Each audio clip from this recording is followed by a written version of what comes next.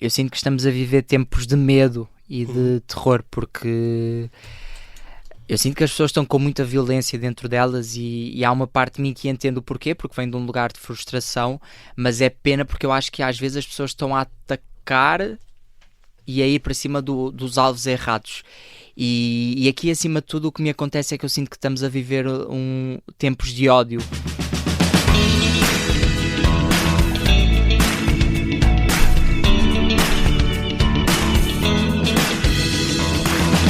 A premissa inicial é de terror. Uma rapariga, todas as noites, é visitada por um grupo de 10 estranhos que a assombram, levando-a ao pânico e à tragédia, entre maldições e recordações familiares.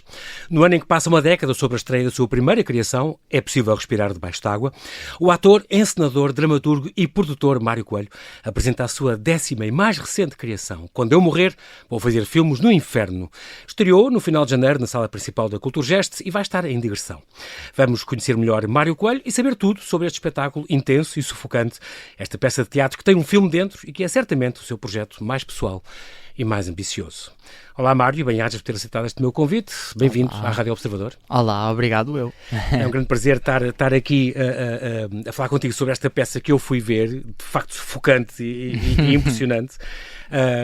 Tu já tens 30 anos, uma coisa que te fez entrar em crise. Porquê? Porque estás nos intas e É verdade, é verdade. Eu acho que há sempre aquele momento de... Eu estava habituado a ser sempre o mais novo em todos os elencos e deixei de o ser. Mas acima de tudo é engraçado, porque eu, assim, nos últimos 2 anos, conforme me ia aproximando dos 30, comecei a pensar, mas porquê é que eu estou a entrar em crise? E eu acho que de facto tem a ver com como os meus pais tiveram com 30 e poucos anos. Okay. Para mim é meio a ideia de estou a chegar à idade que os meus pais tinham quando eu nasci, exatamente, e deve ter feito aqui uma falha na Vortex, aqui na cabeça. Tu foste atleta então? Foste atleta federado? Não, eu basicamente o que eu fiz foi, durante 4 anos eu fiz parte de um grupo de atletismo, era uma coisa que eu gostava muito. Que modalidades é que tu fazia salto em altura e salto em comprimento. Okay. Depois participei em provas de estafetas, mas isso assim num nível mais informal. Aliás, eu ainda hoje tenho pesadelos com uma das provas nos Olivais em que deixei cair o testemunho.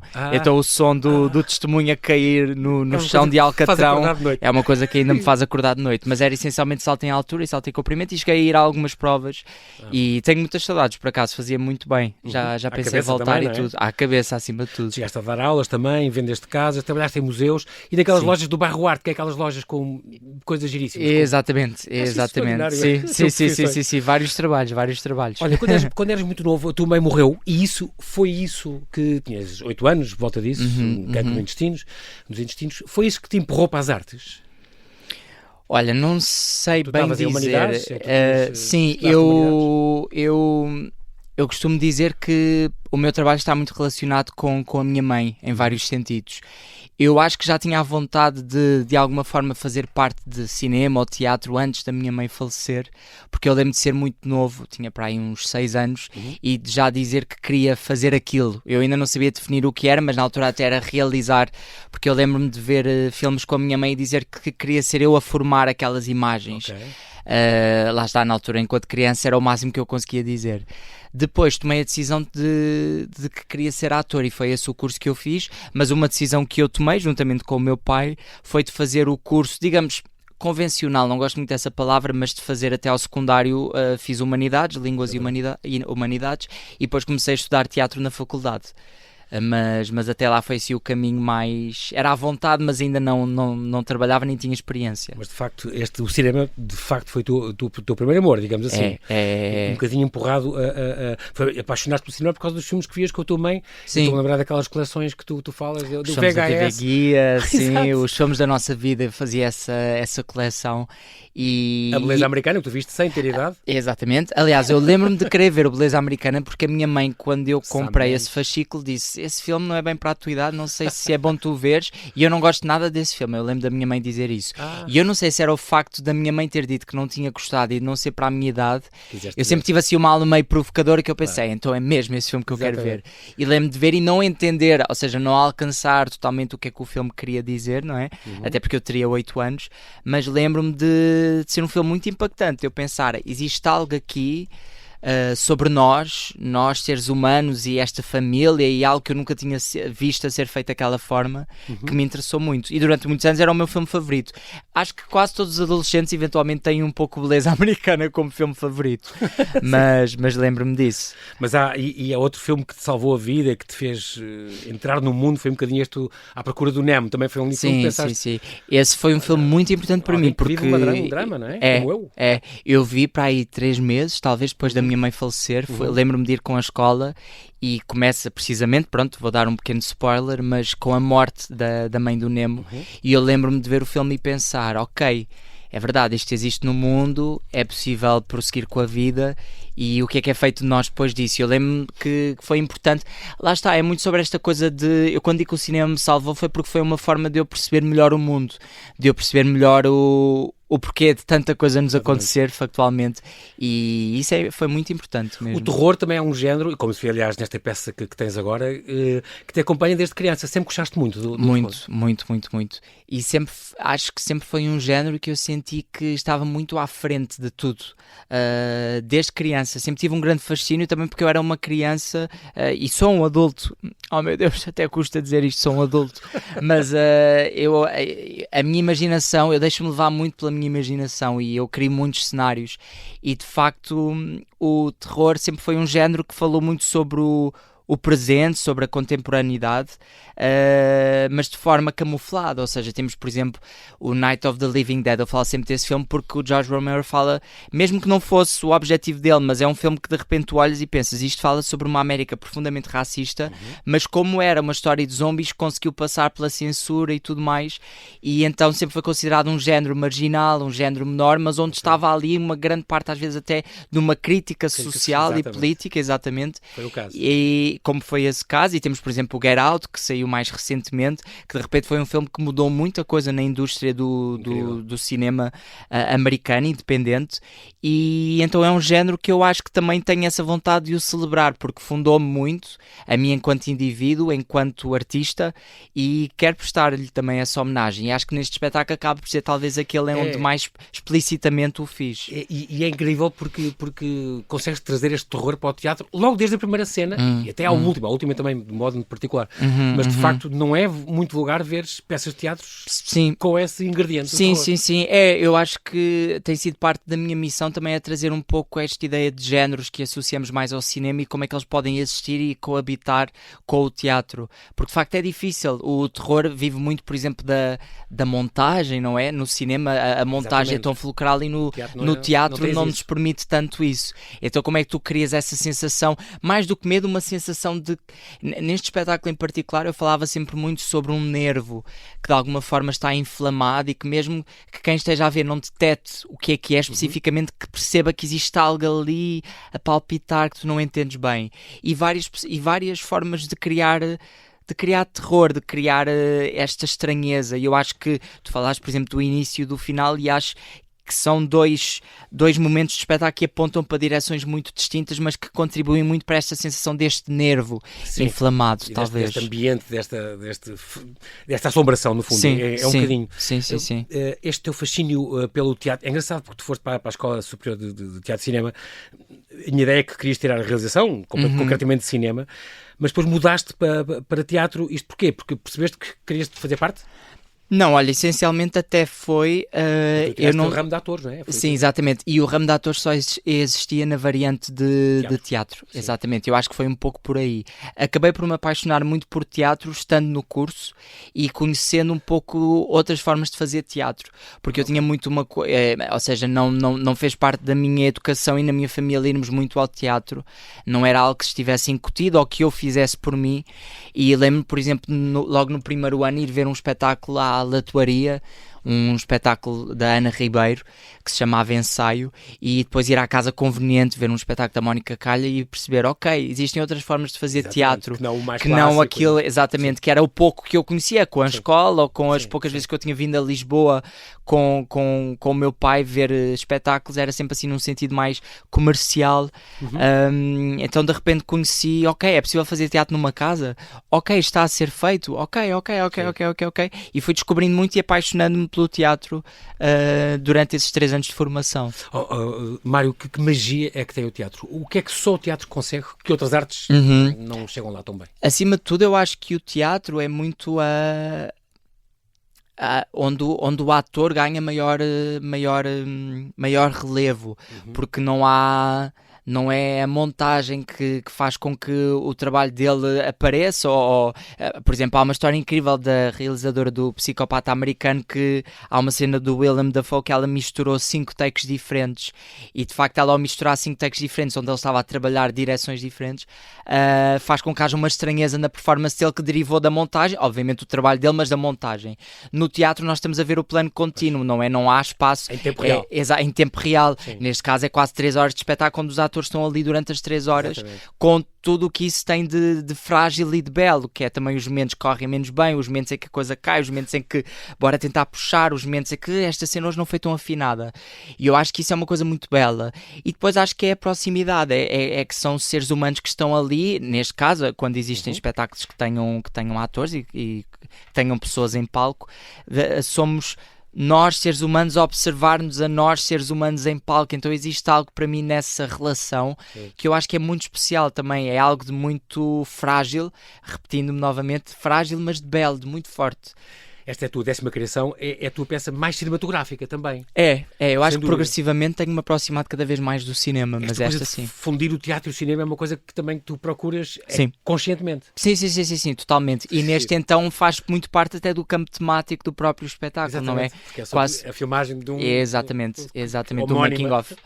Exatamente. Tu, como ator, trabalhaste com imensa gente, eu vi-te no Misantropo, por exemplo, não há muito tempo, da Mónica Garnel, Dona Maria. As personagens mudam-te muito, ou tu mudas muito quando estás a fazer um certo papel. Tu também fazes muito cinema e muita televisão, mas... Sim, eu costumo dizer que às vezes fala-se esta coisa do ator que quer desaparecer dentro das personagens. Eu quero encontrar-me. O que eu procuro é precisamente encontrar-me a mim e às minhas diversas variantes, porque eu sou muita coisa e a mim o que me interessa sempre é perceber quase os principais pontos de conexão com algo. Por exemplo, quando leio um texto a primeira vez, qual é que é quase a primeira intuição, a primeira imagem que me vem, e gosto muito de trabalhar a partir disso, amadurecendo depois essas primeiras impressões, mas sempre numa de me encontrar. E este encontrar-me não é num sentido narcísico nem egocêntrico, é mesmo num sentido de... Eu adoro a matéria humana, eu adoro pessoas, eu adoro observar pessoas, eu adoro perceber o quão diferentes, mas às vezes no final do dia tão iguais todos nós somos. Que questões é que nos permeiam a todos? Que questões é que nos distanciam? E eu acho que gosto muito de trabalhar a partir disso. E para mim é muito sobre humanidade, e é sobre pessoas, sobre encontrar essa humanidade, sobre encontrar estes vários Mários que podem existir em vários contextos. E trabalho sempre a partir de mim. Então é sempre numa de escavar mais Mários, mais variantes de mim e da relação deste Mário com as pessoas com quem está, porque isso também é a parte do jogo, não é? Eu respondo àquilo que tu me dás, e eu e tu é uma relação que será diferente de eu e a Joana, ou de eu e o António. É isso que é incrível, é essa unicidade, esse lado identitário que cada um de nós traz para o trabalho, que é quase mágico, é inacreditável, eu acho. Em 2017 escreveste e assinaste este Helena na Comuna, Teatro de Pesquisa, e de facto aí já tínhamos já se sentia este ambiente cinematográfico, sci-fi, as temáticas com o esquecimento, a iminência do fim do mundo, já quase esta distopia, um bocadinho que tu já trazias e carregas em todo o teu historial. É muito engraçado, tens umas peças sempre com uns nomes muito, muito curiosos. Tens aqui vários, há mais de 10 anos que fazes também cinema, desde que se lixe o Google, por exemplo, de Raquel Palermo. TVI, na televisão então, ainda há mais tempo, o Portal do Tempo na TVI, portanto foi em 2012. Cinema, teatro, televisão, há área que tu prefiras mesmo, ou são todas muito diferentes? São todas muito diferentes. Eu acho que depende sempre muito dos projetos. Eu tenho trabalhado mais em teatro, tem sido mais essa a minha experiência. Assim, em cinema eu tive uma experiência muito forte e muito curiosa, que foi o Diálogos depois do fim, do Tiago Guedes, que ainda vai estrear, que entretanto tem uma versão série e uma versão filme, que é engraçado porque são pequenos duetos, são 16 duetos, se não me engano, onde são apenas 2 atores, e são trabalhos muito assentes no diálogo, que é uma coisa que em cinema nem sempre é assim tão comum, e quase um um plano contínuo, e foi uma experiência muito interessante de trabalhar. Mas eu acho que depende sempre muito dos projetos. Eu apaixono-me muito pelas equipas e tenho sempre muita vontade de fazer, e para mim como ator também é muito esta ideia de pensar-me enquanto veículo de uma história que está a ser contada, que não partiu de mim inicialmente, partiu de alguém que escreveu um texto, alguém que decidiu trabalhar este tema, mas que eu sou parte de uma máquina que é muito maior do que eu, mas que precisa de mim também para funcionar e para contar esta história. E eu gosto muito de pensar nessa ideia de qual é que é a minha função para contar esta história. E trabalho muito dessa maneira como ator. Aliás, quando eu comecei a encenar foi quando eu relativizei muito mais certas questões como ator. Eu sofria imenso, eu sofro de ansiedade, e eu lembro nos meus primeiros trabalhos como ator que eu acabava os espetáculos a chorar, a sentir que tinha deitado tudo abaixo, que ao mesmo tempo estava a colocar-me num sítio de uma extrema importância, de achar que eu, no meio de tanta gente, era suficiente para deitar tudo abaixo. E quando comecei a encenar pensei, não, é verdade, eu sou importante, mas eu sou tão importante como qualquer pessoa, e esta máquina, para funcionar, precisa de toda a gente no seu máximo. Então isso ajudou-me a relativizar e a pensar, ok, tenho que colocar-me ao serviço com a minha identidade, com as minhas vontades, com o meu pensamento. Obviamente não é aquela ideia de estou à mercê e estou a cumprir ordens de alguém. Não, mas perceber o que é que tu queres contar. Ok, então de que forma é que eu posso contribuir para isso com a minha história de vida, com o meu universo artístico, que confluência é que pode surgir daqui? Quando esses encontros acontecem, acho que é o melhor dos dois mundos, é quando acontece a magia. Eu falo muito de magia e de Belle, mas é porque tento muito recuperar esses conceitos. Entre ator e encenador, gostas mais de que lado? Olha, mas um bocadinho tu, também tens por todos os teus próprios espetáculos. Sim. Agora felizmente já tenho uma pessoa comigo, o Leonardo Garibaldi, que também entrava como ator neste espetáculo. Foi assim uma loucura também, Leonardo. Mas gostas mais do lado encenador? Eu adoro escrever. Okay. A parte da escrita acho que é a parte que mais me entusiasma, então. Exatamente. Eu gosto de tudo, acima de tudo eu gosto de trabalhar com boas pessoas. Quer seja como ator, quer seja a encenar, gosto de trabalhar com boas pessoas, com bons artistas, e gosto de estar em ambientes onde sinto que estamos a tentar remar para algo nosso. Não gosto quando estou a trabalhar num sítio onde sinto que estamos a repetir fórmulas, ou que estamos a jogar pelo seguro, ou a jogar por uma ideia de eficácia. Isso entristece-me bastante.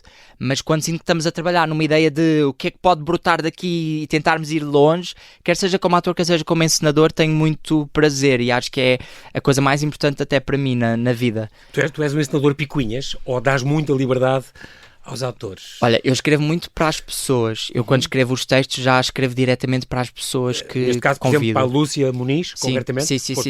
Embora a Lúcia tenha entrado mais tarde, eu escrevi, quando eu soube que a Lúcia, quando tínhamos a felicidade de que ela iria fazer os espetáculos, escrevi também aquela figura um pouco a moldar. Não é naquela ideia de, como é a Lúcia, ela só pode fazer isto desta maneira. Não, mas é quase uma ideia de uma declaração de amor, que é, ok, esta pessoa fascina-me neste sentido, quero escrever isto. Vamos então experimentar esta tonalidade. Mudaste o texto por ser ela? Sim.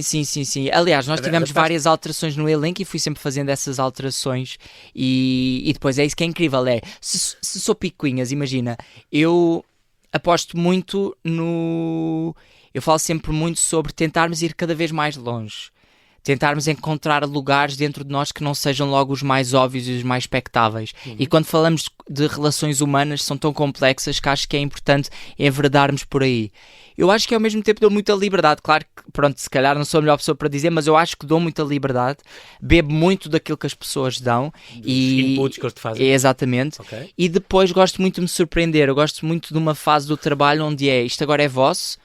Contem uma história. E eu lembro-me nestas últimas 2 semanas antes de estrearmos na Cultura Gesto, eu lembro que dizia muito, ok, agora que são vocês que me vão contar esta história, comecem a contar-me a mim, quero colocar-me enquanto público, que é impossível, porque eu sei, obviamente conheço o texto, sei o que é que estamos a trabalhar, mas de repente surpreender-me até com a própria história, ver também que caminhos é que ela de repente ganha, que outros rumos é que ela pode ter, e tento trabalhar muito com isso, às vezes mais, às vezes menos, depende.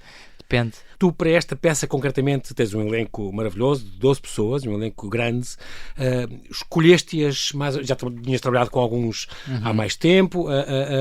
Foram todas escolhidas muito especificamente numa vontade quase de, olha, vamos brincar juntos. Acho que é muito essa coisa de... espírito. Vamos brincar, vamos... É a criança cá em ti, com esse amor pela liberdade. Sim, pela, totalmente, não é? totalmente. Sem barreiras. Totalmente, e muito aquela ideia de, olha, vamos jogar o nosso próprio jogo com as nossas próprias regras. Queres? Então vamos a isso. E para mim vem às vezes de pessoas com quem eu quero continuar a construir um caminho, pessoas que eu quero conhecer, pessoas que me fascinam ou que eu acho que fazem sentido para esta proposta. Foi o caso da Lúcia Muniz, por exemplo. Tu intuíste que era a pessoa certa para aquele papel. Sim. E de facto é extraordinária. Boa. É incrível. Não, é sem dúvida. E eu acho que a Lúcia é uma pessoa porque eu sempre tive uma grande empatia e um grande carinho. É engraçado porque eu, quando a convidei para o projeto, nós depois tivemos a nossa primeira reunião e eu lembro-me de estarmos a conversar e a perceber que na verdade não nos conhecíamos. Era a primeira vez que estávamos a conversar, mas tínhamos a ideia de já nos conhecermos. Sim. Às vezes é daquelas coisas que eu não sei bem explicar. O amor acontece. Exatamente, que é um filme muito importante para mim, de facto. Sim. Mas foi engraçado. A Lúcia foi assim uma intuição que me deu de... A Lúcia Muniz talvez fosse uma pessoa que fizesse sentido para esta proposta e para este grupo. Porque de facto é engraçado a personagem da Lúcia, da Odília, digamos que em termos formais parece que é a protagonista da história. Eu acho que a história parece que vai sempre mudando um pouco de protagonismo, não é? Parece que começa a ser a história de uma pessoa, depois torna-se outra e no final percebes que na verdade é mais a história de outra figura do que da própria Odília. Sem spoilers. Da personagem, exatamente, da personagem da Lúcia. A Lúcia também é uma homenagem à tua mãe, não sendo a tua mãe, sendo a homónima dela. Sim, tanto que é o próprio nome, exatamente. Sim, aliás, a mãe e filha têm o nome da minha mãe e da minha irmã, Odília e Andreia. Também é o nome da minha irmã. Mas a Lúcia foi... E neste elenco há mais figuras da tua família. Sim. Temos a Cláudia também. Aliás, o nome de todas as mulheres deste espetáculo são mulheres que foram importantes foram e são importantes na minha vida. Desde família, desde amigos, desde primeiros amores, desde pessoas com quem me cruzei, desde próprias atrizes que estão neste espetáculo, porque também temos a Rita, temos uma personagem que é a Cleo, temos assim vários personagens com os nomes também de pessoas do elenco. E para mim a Lúcia foi, ok, tenho agora o elenco todo, porque já tinha o elenco todo, quem é que vai ser a Odília? E para mim era uma pessoa que me fizesse sentido com o conjunto. E de facto foi-se uma bênção ter a Lúcia, porque de facto é... Quando ela aceitou, fiquei muito feliz, contente sim, e percebeste que isto ia dar um certo salto. E porque acima de tudo é uma pessoa muito team player. Ela é mesmo team player e para mim isso é muito importante, uma pessoa que queira trabalhar para o espetáculo, que queira trabalhar em conjunto. Isto poderia tornar-se muito facilmente um espetáculo sobre a protagonista, a Odília, e eu acho que isso não aconteceu muito também porque a própria Lúcia... O espírito que ela levou, não é? É inacreditável ela, a forma de trabalhar dela. Vê-se que há um team player aqui que funciona muito bem. Isso que bom, nem sempre deve ser bem conseguido. Não deve ser fácil conseguir isso, eu sempre disse que este espetáculo vivia e morria delas, das 12 pessoas que estão em palco, e de facto fico feliz porque sinto que elas todas encontraram o seu lugar individual e em conjunto. Há muita ligação cinema-teatro, isto é uma peça de teatro, no fundo, que tem um filme dentro. Tem esta frase muito gira lá que é: as coisas só existem se forem filmadas. É muito curioso isto, e de facto há um making of a ser feito com um plano de sequência que é projetado numa tela. Nós estamos a ver, e depois a Odília Coelho vai lá ao Motel X e tem esta masterclass. É muito giro. Outro tema importante, e já que falamos da Lúcia também, a questão do conflito geracional. É uma coisa que está aqui muito presente. É uma ideia, uma pessoa que tem 20 anos de carreira, de repente, e vem substituída por uma jovem recém-licenciada, ou as produtoras que têm menos de 20 anos ou 30, mas têm a faca e o queijo na mão. Como é que podem mudar o teu projeto? Há uma luta ali que também está presente. Tens momentos hilariantes na tua peça, momentos de terror, e estes momentos muito sérios sobre como é que é alguém que chega uma mais nova com o poder todo e pode mudar o meu trabalho todo. O que eu quero fazer, que é o meu filme, o filme da minha vida, e podem mudar tudo. É complicado lidar com isto. Está bem feito aqui. Não, sem dúvida. E eu acho que nesta profissão parece que existimos sempre quase no não lugar, porque eu sinto muito que ou tens o síndrome de seres um jovem que está a começar e por isso tens que comer e calar, às vezes parece que é um pouco isso que vendem, e a ideia às vezes de uma pessoa que já construiu um caminho ao longo do tempo e que continua a ser difícil, continua a ser árduo. Eu penso, por exemplo, pessoas que às vezes já têm 30 anos de percurso e que mesmo assim não conseguem ter financiamento ou não conseguem de repente continuar a desenvolver o seu trabalho e que perdem criadores que de repente perdem a própria casa, os espaços onde trabalhavam, temos tantos casos desses, e eu comecei a pensar, de facto, o que é isto? Porque esta ideia que às vezes nos vendem de com o passar do tempo, conforme se tiveres a sorte de teres espaço para criar um caminho teu, as coisas vão se tornar mais fáceis, mas isso também é uma grande falácia, não quero ter uma visão pessimista das coisas, mas verdadeiramente a luta nunca para. Sim. E tem o lado bom, que é obrigar-te sempre a continuar cada vez mais, mas ao mesmo tempo tem este lado de em que momento é que se torna um pouco mais leve. Não é fácil, mas mais leve. E eu sinto que a leveza nem sempre é possível. E isso foi uma coisa que me interessava muito nesta proposta. Era esta ideia, que de repente temos pessoas que estão em início de carreira e temos uma pessoa que de repente tem créditos firmados, já tem quase uma carreira de 30 anos no cinema, e que de repente tem pessoas de 30 anos, de 20 e tal anos, a dizerem, olha, o teu filme para acontecer tens que fazer isto e aquilo. Mudar isto e mudar que aquilo, lugar é e este? mudar o teu protagonista. E mudar... Exatamente. E que lugar é este também? É uma coisa que eu acho que me atormenta muito. Ainda para mais pensando nesta ideia de que aqui também falamos de Portugal como se tivesse um sistema de estudos, uma indústria de cinema que começa a crescer, que nós não temos neste momento, onde as regras teriam que começar a ser mudadas e para onde é que nós caminharíamos. E isso é uma coisa que me atormenta muito e que eu penso muitas vezes nisso. Cada projeto é uma luta, Mário. Sem dúvida, sem dúvida. Aliás, este próprio projeto demorou tantos anos para ser feito porque a grande dificuldade era ter este número de equipa, ter estas pessoas. Tu também dizes que uma coisa que já começaste a pensar há 5 anos ou 6. Sim. E que o texto é a versão 40ª, como tu dizes. Já escrevi não sei quantas versões para isso. Mas são 3 horas de espetáculo, é uma coisa grande. É grande. Complexa, tem muitas camadas, o que é muito curioso. Mas dizes sempre que é um espetáculo muito especial e muito importante para ti. Porquê? Olha, desde o início, não sei porque eu sempre olhei para este espetáculo como uma proposta na qual eu iria apostar muitas cartas. Não sei se de repente por invocar mais diretamente a minha mãe, por exemplo, isso também tem esse lado, ser mais ambicioso. Eu também tenho trabalhado num contexto mais independente e de espaços mais pequenos, trabalhos mais íntimos. Também, depois quando percebi que era na Culturgesto, foi a primeira vez que eu trabalhei assim numa sala tão grande. Tinha estado no TBA, mas de facto a Culturgesto é assim um espaço que transporta também uma história e tudo. O facto também de teres o apoio da Direção-Geral das Artes, sim. Esta é a 10ª, na 8ª, se não me engano, começou. Sim, as minhas primeiras 7 foram não financiadas e depois tive a sorte das últimas 3 terem sido, mas de facto sempre senti, mesmo na própria forma do espetáculo, eu sentia que era um campo que para mim este espetáculo ser o 10º não é por acaso. Até acho curioso ter acabado por ser o 10º, porque eu sinto que ele reúne quase um caminho das minhas outras anteriores criações, que aqui eu acho que adensei num outro sentido. Se é melhor ou pior não sei, quem vê é que saberá e fará o seu juízo de valor. Para mim, eu sei que este é o espetáculo mais especial porque foi aquele onde eu apostei mais alto e tentei trabalhar e afunilar e adensar as minhas temáticas que me acompanham num sentido maior. E também voltaram um elenco grande, porque o meu primeiro espetáculo foi com 12 pessoas, entretanto depois tive elencos mais pequenos e para mim também foi um voltar a este lado, a esta experimentação. Que faz agora 10 anos também, curiosamente. Exato, que faz precisamente, 2015. Faz agora em março, foi em março de 2015. A mortalidade aqui é outro tema, e a mortalidade é um tema que confrange e constrange-te no dia-a-dia, afeta muito isso, sobretudo à noite. Muito. Isto por causa tem a ver também ainda com a tua mãe, não sei o quê?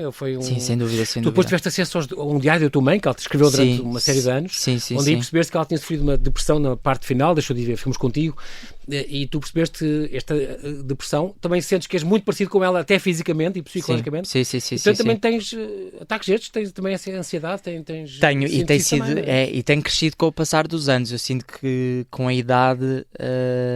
Mas não recorres a nada? Não tens uma amiga psicóloga? Comecei a fazer terapia, fiz terapia há pouco tempo. Tive que parar, entretanto, durante este processo de ensaios por causa da carga horária, mas estou a querer voltar agora, porque é mesmo importante. Obviamente. E eu só me apercebi disso numa fase em que pensei mesmo, ok, preciso de falar com alguém, nem que seja só o falar. Sim. Porque eu não falo muito. E estas pessoas têm ferramentas que podem ajudar. Exatamente, E é bom que não sejam só amigos, família, porque às vezes também é difícil. Exatamente. É mais difícil quando tens laços e pessoas que te conhecem bem. Alguém com a devida distância, exatamente, e profissional. Mas eu acho que sim, que a mortalidade é o meu grande quebra-cabeças. Tu tens medo da morte? Muito medo mesmo. Pensas muitas vezes sobre isso? Mais do que quase vias? 24/24. Sério? Eu vivo constantemente com a plena noção de que a qualquer momento tudo isto pode acabar. E isso ao mesmo tempo que Isto é a tua vida, ou o mundo, ou o quê? Tudo? Eu e o mundo, Sim. e as pessoas... Sim, e o mundo neste momento também não está... Também é verdade, também não está a dar grandes sinais de ameaças, vitalidade e de saúde. Sim. Mas acompanha muito, tenho um grande medo de morrer. E depois estas ideias de o que é que eu deixo no final do dia, é o meu trabalho, foi as pessoas com quem eu me cruzei. Como é que gostavas de ser lembrado, Mário? Está pensando uma conversa para... Exato. Miúdo, começaste agora, mas pronto. Sim. Mas, não, olha, eu gostava de ser lembrado nisso? como uma pessoa que respeitou a liberdade do outro. E não sei, eu vivo muito para o meu trabalho e é muito no trabalho que eu me encontro a mim e aos outros e sei lá, eu digo sempre, se no final do dia uma, duas pessoas puderem de alguma forma ter sentido encontro, transformação, ressonância para com algo que eu tenha proposto, isso eu acho que já valeu a pena. Já me faz dormir mais descansado de noite. Mas sim, mas penso muito nisso. O que é que te assombra? Quais são os teus fantasmas? A morte, por exemplo, já percebemos que deve ser A morte, exato. Mas o quê? Falta de trabalho? Sentir que me traí a mim mesmo. Okay. Eu sinto sempre muito uma coisa de... Eu quando falo muito sobre a infância e sobre tentar estar em contacto com a minha criança interior, é porque as crianças agem muito por impulso, não é? Por exemplo, quando as crianças brincam no jardim de infância, para elas é muito concreto aquilo que estão a fazer, mesmo que para nós seja brincar ao faz de conta. Exatamente. Mas esse faz de conta é algo que eu quero reclamar e a mim esta ideia de... deixei-me trair, deixei-me enganar, desviei-me daquilo que eu acreditava e daquilo que eu sentia. Claro que tu não vives numa bolha e não vives isolado do mundo e das pessoas, mas vives a partir de ti e das tuas crenças e das tuas vontades, e isso é algo que eu, por exemplo, sinto que no trabalho consigo encontrar um pouco mais esse enraizamento, essa raiz, mas no meu dia-a-dia nem sempre consigo. Às vezes vou muito facilmente ao tempo das outras pessoas e às vezes acabo por cortar com aquilo que se calhar era a minha vontade ou aquilo que eu sinto que queria fazer. E é uma aprendizagem de uma vida. Por exemplo, aprender a dizer que não, eu acho que é a grande aprendizagem desta vida. É difícil dizer que não. E esse é um dos meus fantasmas. E também esta ideia de... Não sei, o mundo está num lugar complicado. Sim. O mundo não está fácil.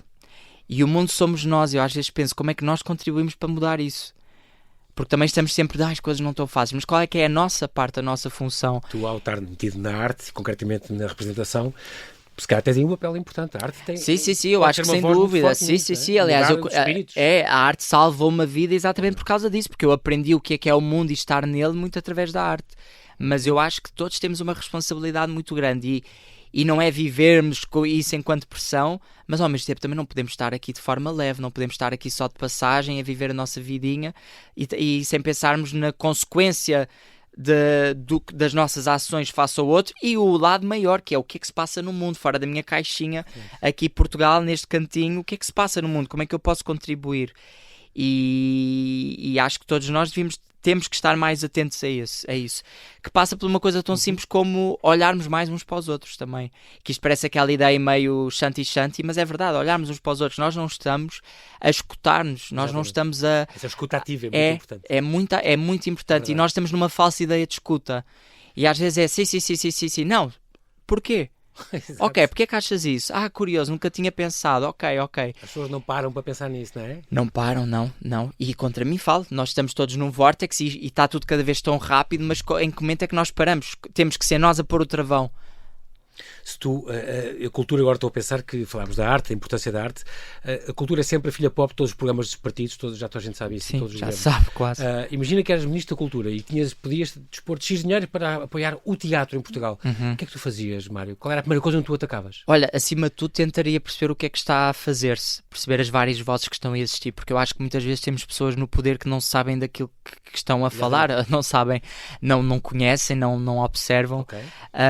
E acima de tudo tentaria fazer isso, sendo que tu não podes ir a toda a gente, mas então reunir-te de pessoas que te ajudem nisso e perceber também o que que é importante para o mundo, percebo porque é que a cultura é importante, porque é que os artistas têm que ser apoiados, não é só uma ideia de capricho. Aliás, nós durante a pandemia percebemos o quão importante é a cultura e como um país sem cultura é um país pobre.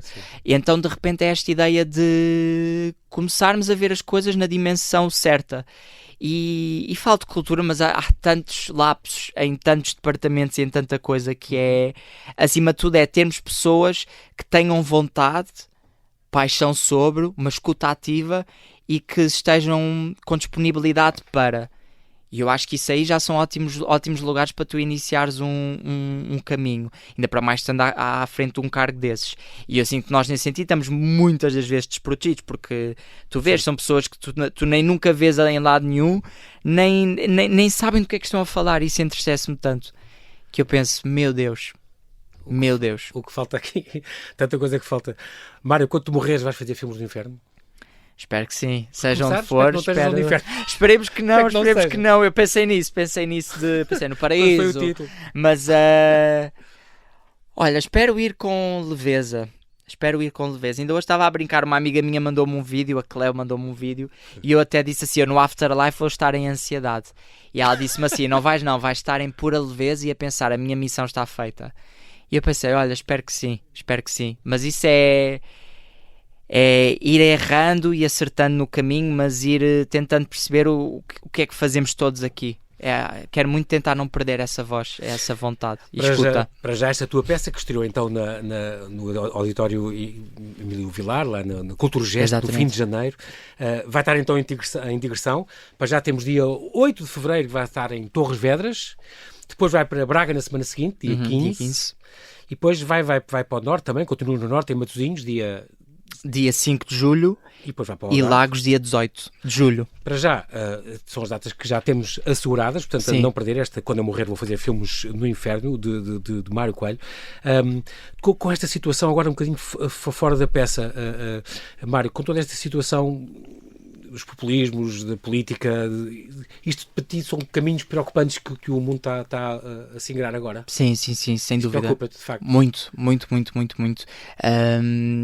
Eu sinto que estamos a viver tempos de medo e de terror, porque eu sinto que as pessoas estão com muita violência dentro delas e há uma parte de mim que entende o porquê, porque vem de um lugar de frustração, mas é pena porque eu acho que às vezes as pessoas estão a atacar e a ir para cima dos alvos errados. E aqui, acima de tudo, o que me acontece é que eu sinto que estamos a viver tempos de ódio, tempos de cegueira face ao outro, que são muito assustadores, porque se nós perdemos isso enquanto seres humanos, então eu não sei mesmo o que é que nos agarra aqui, se perdemos isso. E como é que nós tão facilmente estamos a querer tanto... E quando digo nós, falo de nações, territórios, ou seja, estão a tentar lutar por si, por aquilo que têm e tudo mais, violentando e matando e torturando outros pelo caminho, e isso preocupa mesmo. Como é que a história é cíclica, e temos percebido que a história é cíclica, quando é que aprendemos, quando é que cortamos com estes vírus, porque é que temos de estar sempre a cair neles. Eu acho mesmo que é que quase que parece que já vendemos esta ideia de depois as coisas vão acabando por acontecer, mas daqui depois vem um lado maior. Mas não, porque se estão a voltar a acontecer coisas que já aconteceram ao longo da história, então que lições é que foram aprendidas? Não estamos a aprender. Exatamente. O que é que está a acontecer? Exatamente. E estou muito preocupado. Fiz cortes na minha vida de pessoas com discursos de extremo ódio, altamente tóxicas, porque eu pensei, eu não quero ter isto na minha vida. Sim. E também não temos que estar sempre num lugar de ter de explicar ao outro. Eu acho que às vezes também exigimos muito isso das pessoas de, mas explica também, ou hoje em dia não se pode dizer nada. Eu quando me dizem hoje em dia não se pode dizer nada, eu logo aí não sei. Mas às vezes é esta coisa de também as pessoas não têm que estar sempre a explicar o porquê das suas vidas merecerem a mesma liberdade ou as suas opções, o que quer que seja, que qualquer outra. E acho que essa violentação que está a ser perpetuada é muito preocupante. E aqui na Europa temos estado mesmo a passar tempos de grande medo. Eu estou com medo. Estou a tentar munir-me de ferramentas para lutar e tentar, da minha parte, produzir um sentido maior, mas estou com muito medo do que aí vem. Porque sinto que estamos no início de um campo minado. mas também a arte pode ser importante. Cada vez mais é um caminho que não podes largar. Sim, Mário sem dúvida. Coelho, quero-te agradecer muito esta tua disponibilidade, quero para já chamar a atenção para Torres Vedras, onde quando eu morrer vou fazer Filmes do Inferno, vai estar em cena dia 8, já dia 8 de fevereiro deste mês, e muito obrigado por teres vindo, e Break a Leg, continua a criar, a voltar na 11ª criação, quero ter aqui a falar connosco. E obrigado pela disponibilidade e pelo cuidado. Obrigado.